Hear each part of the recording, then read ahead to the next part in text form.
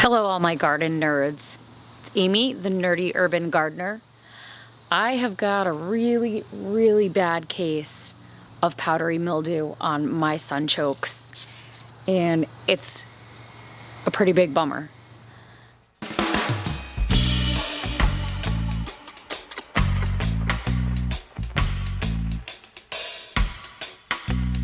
So a lot of people battle with powdery mildew on their plants, and what do we do about it? First of all, you have to know that it is not your fault if you have powdery mildew, because unfortunately it travels on the wind. It is a spore, and it sits on the leaves, and when the wind blows, it goes everywhere. So it is not your fault if you have powdery mildew, but there are things you can do to both treat it and prevent it. First of all, you have to know what you're looking for in order to treat powdery mildew or to prevent it from happening in the first place. This is what it looks like. So if you can see all these little spots all over this plant, that is the powdery mildew. It's all the buildup. The spores sit on the top of the plants, and then, like I said, as the wind blows, they float off and infect all of your other plants. One thing is to keep highly susceptible plants out of the shade. I have sunchokes here. I have really big trees above us, and unfortunately my backyard does get a lot of shade during the day. There's not a whole lot of space that isn't in the shade that I can plant them. So they are here. There's not a whole lot I can do about that. So knowing that these plants are going to be susceptible to the powdery mildew, I will have to keep an eye on them going forward. This is the first year I've had them in the garden over here. I used to have them in a box in my driveway where there was a lot of sun, so they really never had the issue with the mildew before. But now that I've got them over here, because my boxes are starting to fall apart and I'm needing to move things out of them, I have them in the shade, and unfortunately things are gonna happen, and this is a situation I'm gonna have to deal with. So keep an eye, watch for the little pieces of mildew throughout the year. Another thing you can do to help prevent powdery mildew from building up on your plants is to give them space. Make sure that there is enough space between your plants that there can be some air circulation.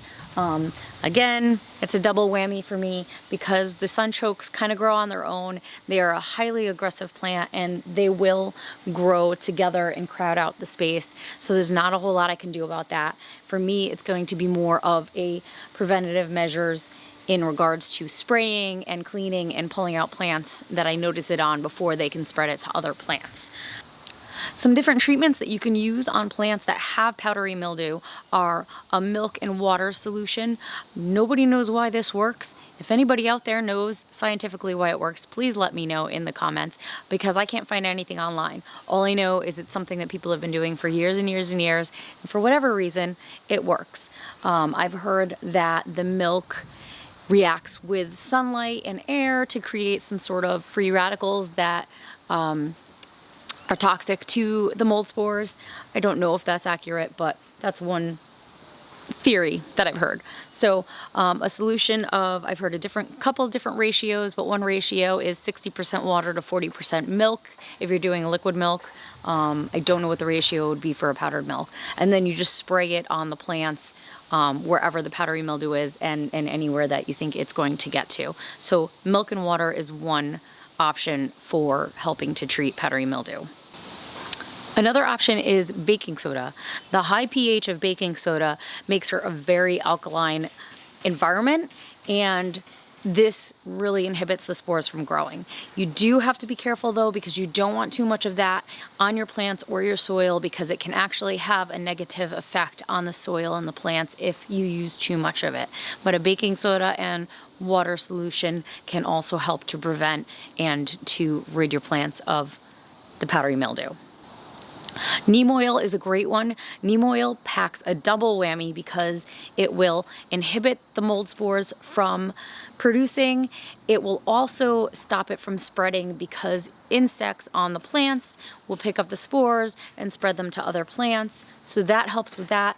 and neem oil can actually kill some of the baddies that you have in your garden, some of the insects that you don't want, such as the aphids and things like that. So it does kind of pack a double whammy because it can take care of the powdery mildew and it can take care of the negative bugs. You do have to be careful because yes, it will kill the bad bugs. It can also kill the good bugs. So you don't want to spray it anywhere when you know there are things like lacewings or ladybugs around, because you don't want to harm those bugs. You want those guys around to help you take care of those infestations. Copper fungicide is another good solution if you already are dealing with the problem. To spray that on the leaves will help. Again, you have to be careful with the copper fungicide because too much copper is bad for the soil and it's not good for the plants either. I suggest trying different combinations of these methods, obviously preventative in the first place, and when it starts to appear, if you can't stop it from spreading, at least try a couple of the different methods, switch between the milk and the copper fungicide so nothing builds up too much in your soil and on your plants. So I hope this was helpful for any of you out there dealing with the powdery mildew. I hope some of these suggestions can be something that you can put to use and maybe help you in the future. Anybody out there has any good suggestions about how to deal with powdery mildew or how you've dealt with it in the past, please make sure you put some comments down there. Do not forget to subscribe to my channel so that you don't miss any of my upcoming videos. Thank you guys all so much for watching.